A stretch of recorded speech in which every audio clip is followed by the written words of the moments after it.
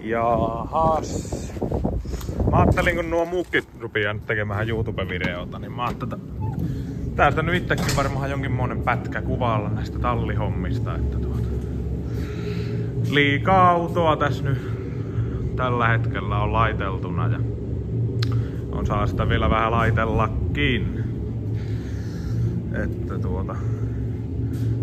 laatikon paikat on nyt asiana ja on ne nyt sinne saatu laiteltua, että näillä raudoilla mä sen tein.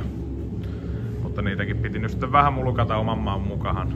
En tiedä menikö paremmaksi vai huonommaksi, mutta sen näkee sitten. Siihen nyt pitäisi vielä pyörän kaaret tehdä ja paloseinää vähän ja kynnyksiä tilkitä ja etupää sitten vielä lopuksi. Ei siinä nyt oikeastaan se paljoakaan oo vikaa, mutta on siinä vähän jotakin, että ja onpa täällä sitten tätä hyvää. Kynnykset on tosiaan täsmällistä, kun nosturilla nostaa, niin monttu tuloo tallan kohtaan. Autonhan mä tosiaan sain tuolta Kouvolasta viime syksynä ja en mä tiedä, tämä oli ehkä pihas olevista parhaimman näköinen ja vaikutti siltä, että tästä saisi niinku helposti ja kivasti tehtyä kilpailukykyisen auton. Mutta tuossa on nyt uusi kaarisetti sinne, niin saa siitäkin sitten vähän painoa pois ja akun ja tankin mä nyt jo toin sitä vähän taaksepäin, että jos se jotakin auttaa sitten tähän kilpailukykyyn. Moottorihommaa siinä nyt olisi sitten pilvin pimein kuin vain rupi. Tällaista rakennelmaa täällä nyt touhutaan, että jotenkin näin. Ei nyt jää kyllä ihan noin korkeaksi tuo, mutta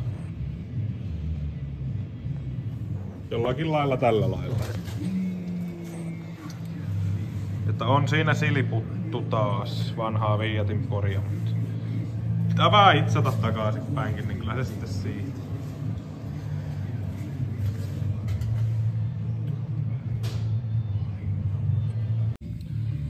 No joo, se olisi flunssaa vähän pideltynä tuossa, niin vähän nyt otti pitkihin liemihin tämänkin valmistaminen tästä niinku pyörilleensä, mutta kyllä se nyt olisi sitten. Että aivan hyvältä vaikuttaa ainakin siitä minkälainen niinku tuli. Ne on siellä ja nuo on tuolla ja niitä pitää vain sitten hitsailla vielä, mutta pitää nyt tehdä nuo pyöränkaaret ensiksi ja sitten päästellä varmaan paloseinää vähän pois. Mutta melkeinpä vaatii laittaa noita turvakaaria sinne vähän muitakin kiinni, kun kyllä tällainen on aika vetelä auto, vaan kun se ei ole turvakaaria. Ei se ole aivan kaksinkerroin lopuksi. Mutta sellaista hommaa. Volkswagenin päivitys on laiteltu ja vielä on vähän hommaa. On aistikkaat, pyöränkotelon jatkot ja systeemit, että Vinskami nyt tuli perähän, että penkitys on vielä tekemättä, mutta en tiedä yhtään minkälainen se nyt on, kun ostoautosta ja huollettu ja sarjat laitoon, että sen näkö sitten seuraavaksi ja on vähän laatikkoa tuotuna ja etupäätä ja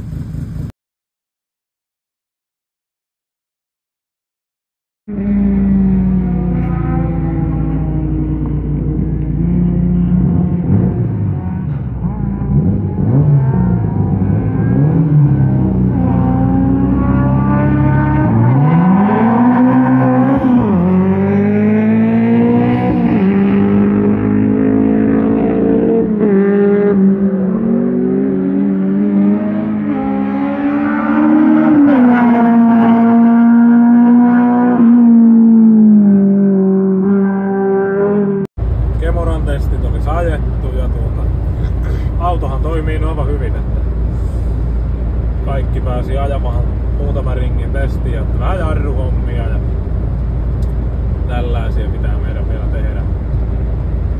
Muuten hyvä.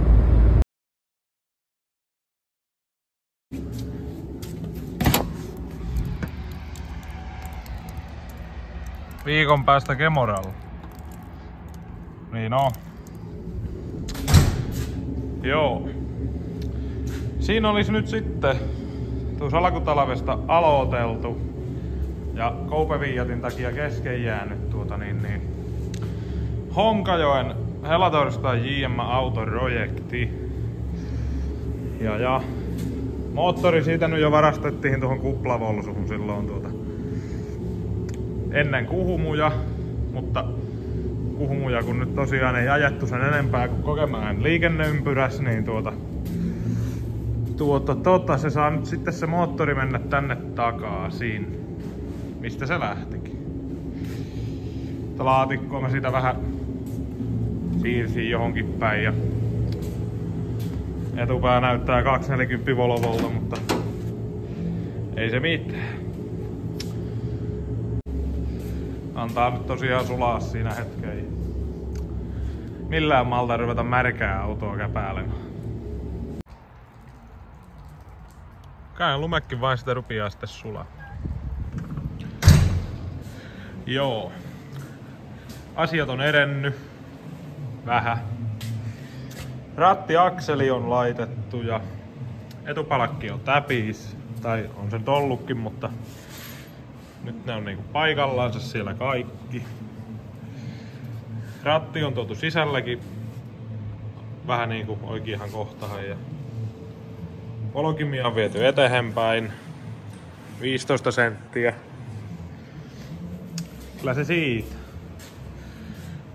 Sitten saisi ruveta seuraavaksi keppilinjaa ja näitä sinne laittelemaan.